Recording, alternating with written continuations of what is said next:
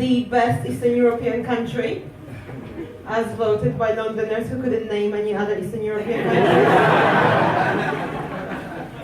Barking came second.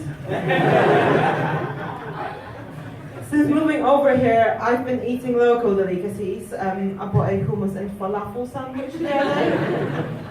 Do you know what hummus is made of? Chickpeas? Do you know what falafel is made of? Chickpeas? I paid £5 for that. I've recently found out all my friends are two-faced, like they're all nice and sweet to me, and they just change as soon as they walk into a polling station.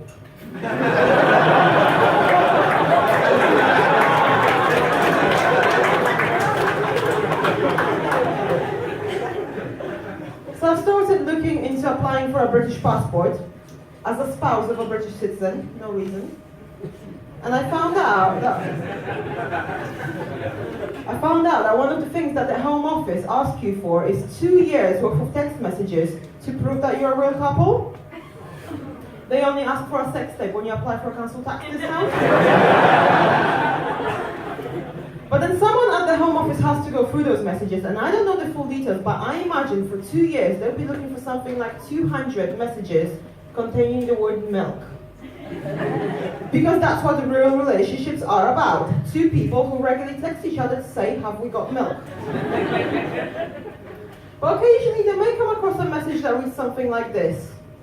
I have looked in the fridge and the milk is 2 weeks out of date. It is rotten and revolting. I have paid you £10,000 to get a British passport, not to be in your mess. You and your country disgust me. And I can imagine the Home Office people reading that thinking, well, this might have started out as a sham, but they're definitely in love now. This woman knocked on my door the other day. She had a pamphlet in her hand. She said, I've come here to talk to you about the dangers of pornography. It poisons the minds of young men and ruins our society. At that moment, I noticed she was wearing leather shoes, so I said, get your animal carcass clad feet off my property.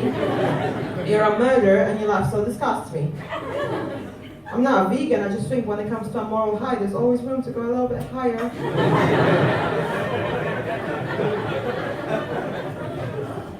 My neighbor got double glazing put in this winter. I decided to wear a raincoat indoors instead. You don't need a Windows upgrade when you have a Mac.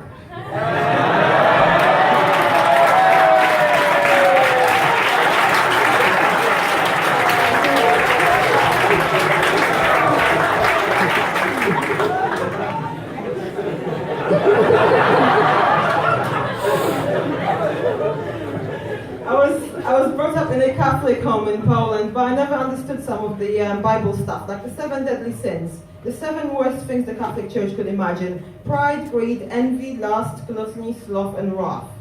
Murder is not on the list. Wrath, yes, you're not allowed to be angry, but God is perfectly happy for you to kill someone as long as you're a bit blasé about it. But I've got like a super Catholic grandmother, and she always gives me relationship advice. She says stuff like, a blowjob a day keeps the BMW in your driveway.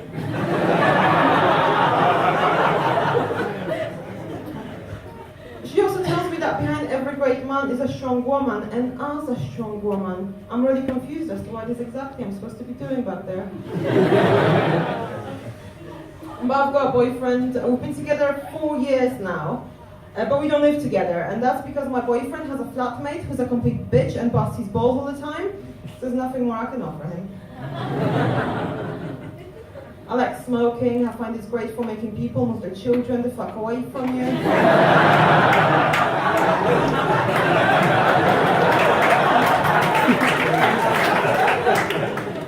My sister made me look after her kid once. Now, all I know about childcare is what I learned from the airplane safety instructions. You always put on your own oxygen mask before helping your child, right? Well, apparently this rule doesn't apply when you have to dive for the tube carriage before the door's shut. My nephew turned 5 a few months ago. He wanted me to get him a pet for his birthday. He wanted baby ducks. Baby ducks are a little hard to get hold of, so I figured I'd get him baby chickens. The yellow, the fluffy, he won't know the difference. Turns out there is a difference. Ducks can swim.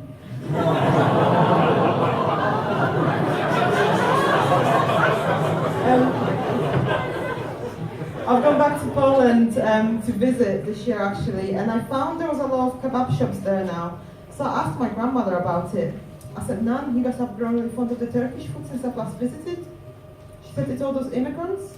They come over here, they put their shops up everywhere, now there's nowhere left to buy Polish food from. I said, you should have told me, I would have brought some back from England. That's my time, thank you very much.